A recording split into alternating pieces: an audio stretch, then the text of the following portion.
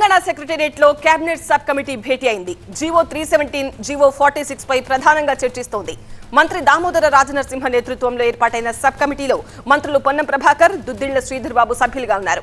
ఇదివరకే ఉద్యోగ ఉపాధ్యాయ సంఘాల ప్రతినిధులతో మీటింగ్ నిర్వహించి అభిప్రాయ సేకరణ జరిపిన సబ్ కమిటీ ఇవాళ మరోసారి భేటీ అయింది. జీవో 317, జీవో 46 పై కీలక నిర్ణయం తీసుకోనున్నట్టు తెలుస్తోంది. గత ప్రభుత్వం హయాంలో తీసుకొచ్చిన 317 జీవో రాష్ట్ర వ్యాప్తంగా ఆందోళనలకు కారణమైంది. విధుల కేటాయింపుల్లో స్థానికత అనే అంశాన్ని మర్చిపోయారని ఉపాధ్యాయ, ఉద్యోగ సంఘాలు పెద్ద ఎత్తున రోడ్డెక్కాయి. తమ జిల్లాల్లో కాకుండా పరాయి జిల్లాల్లో విధులు నిర్వహించాల్సి వస్తోందంటూ నిరసన వ్యక్తం చేశాయి. ఇక ఇటీవల రాష్ట్రంలో అధికారంలోకి వచ్చిన కాంగ్రెస్ ప్రభుత్వం 317 జీవో బాధితులకు ఖచ్చితంగా న్యాయం చేస్తామని ఎన్నికల మేనిఫెస్టోలో స్పష్టమైన హామీ ఇచ్చింది. అందులో భాగంగానే సబ్ కమిటీ ఏర్పాటు చేసి సమస్యలను లోతుగా విశ్లేషిస్తోంది. టీవీ9 ప్రతినిధి శ్రవణ్ మరింత సమాచారం అందిస్తారు. శ్రవణ్, మీటింగ్ ఇంకా కంటిన్యూ అవుతోందా? మీటింగ్ మినిట్స్ ఏంటి? చాలా మంది ఉద్యోగ ఉపాధ్యాయ సంఘాలు ఈ నిర్ణయం కోసం ఎదురు చూస్తున్నారు. సో ఎలాంటి నిర్ణయం ఉండొచ్చు, ఎప్పటిలోగా వెలువడొచ్చు? కొద్దిసేపటి క్రితమే జీవో 317, జీవో 46 ఈ రెండు జీవోల సమస్యల పరిష్కారం కోసం మార్చిలో ఏర్పాటు చేసిన కేబినెట్ సబ్ కమిటీ సమావేశమైంది. దామోదర రాజనరసింహ అధ్యక్షతన కేబినెట్ సబ్ కమిటీ సమావేశం మరోసారి సమావేశమైంది. ఎన్నికలకు ముందు అంటే అసెంబ్లీ ఎన్నికల తర్వాత మార్చిలో సబ్ కమిటీ ఏర్పాటు చేశారు. పార్లమెంట్ ఎన్నికల నేపథ్యంలో ఎలక్షన్ కోడ్ ఉండటంతో దీని మీద సబ్ కమిటీ సమావేశం కాలేకపోయింది. ఎన్నికల కోడ్ ముగియటంతో మరోసారి ఇప్పుడు కేబినెట్ సబ్ కమిటీ సమావేశమైంది. జీవో 317 2016లో 10 జిల్లాలను 33 జిల్లాలుగా పునర్విభజన చేసిన తర్వాత 2021లో ఉద్యోగులను వివిధ జోన్లకు బదిలీ చేస్తూ జీవో 317ను అమలు చేయటం రిలీజ్ చేయడం జరిగింది.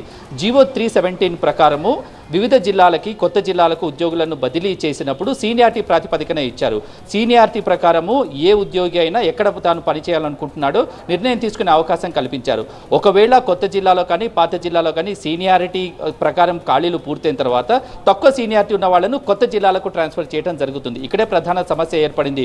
ఒక వ్యక్తి 10 ఏళ్ల తన సీనియారిటీలో పాత జిల్లాలో 7 సంవత్సరాలు, కొత్త జిల్లాలో 3 సంవత్సరాలు పనిచేసిన తర్వాత సీనియారిటీ 10 సంవత్సరాలకు బదులుగా కొత్త జిల్లాలో 3 సంవత్సరాల సీనియారిటీని మాత్రమే పరిగణించడం వల్ల ఆ పాత జిల్లాలో ఉన్న 7 సంవత్సరాల సీనియారిటీని మిస్ అవ్వడంతో తనకంటే తక్కువ స్థాయి, తనకంటే తరువాత ఉద్యోగం పొందిన వాళ్ళు కొత్త జిల్లాల్లో సీనియర్లుగా ఉండటం జరుగుతుంది. దీంతో తమకు పదోన్నతుల విషయంలో, పే స్కేల్ విషయంలో, రిటైర్మెంట్ సమయంలో తాము తీవ్రంగా ఇబ్బందులు ఎదుర్కోవడం జరుగుతుంది.